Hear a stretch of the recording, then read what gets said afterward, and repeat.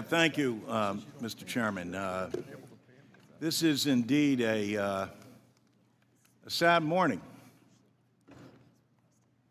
very sad morning, when this committee, the oldest and most continuous in the Congress, neglects its responsibility and essentially holds this hearing today to block any further discussion. The men and women on this committee are good people.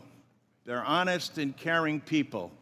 And that's why I do not understand why you would relegate this committee to no longer being of significance and resort to saying you will do whatever Elon Musk and Donald Trump tell you to do. Where's the independence of the committee? Where's the legislature? We're an equal branch of government. And you start off with a blather, and yet we look at the empty seats here. Where's Elon Musk?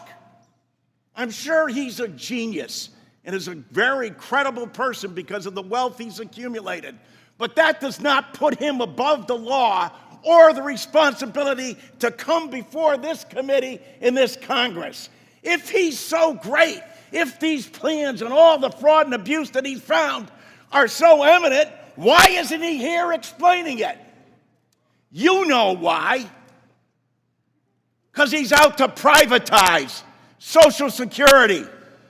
He's been on television the last couple of days talking exactly about Social Security, Medicare, and Medicaid, and what he intends to do.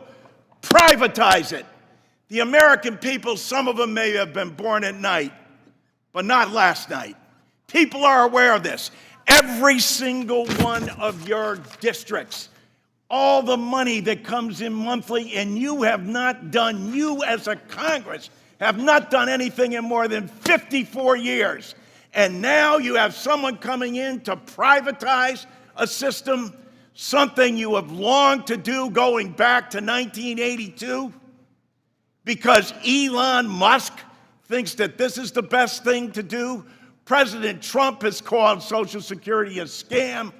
Elon Musk, as Mr. Neal said, called it a Ponzi scheme.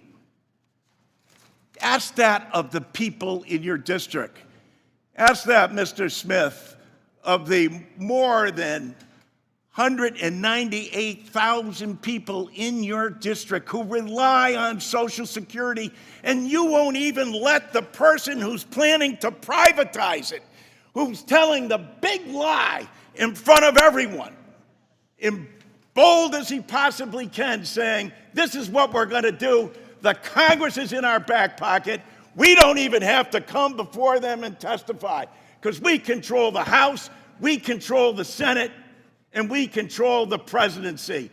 And it's the tyranny of the executive. It's why these resolutions were first adopted back in 1789, because the founding fathers knew that the executive branch does not have total authority over the legislature unless you have a willing party that says, no, we're going to do exactly what you tell us to do, Mr. Musk and Mr. President.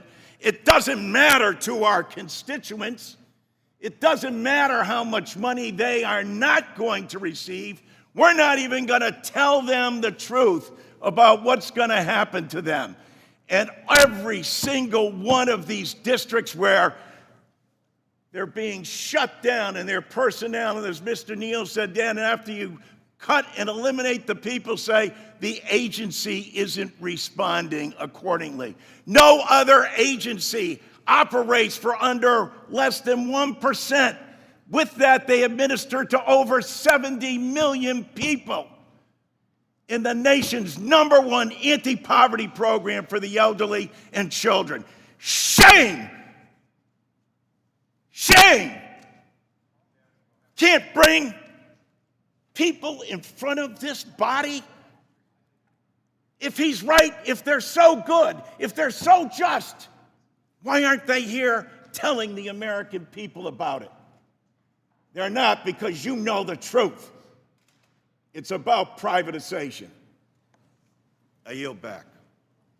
No time to yield. Mr. Arrington?